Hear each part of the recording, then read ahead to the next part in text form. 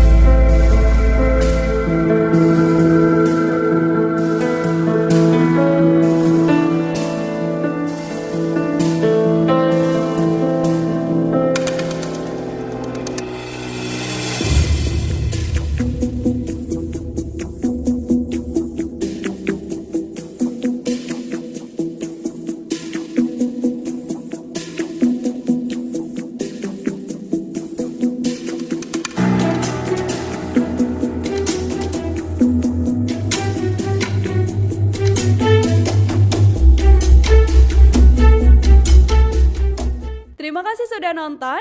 Jangan lupa like, subscribe, dan share ya.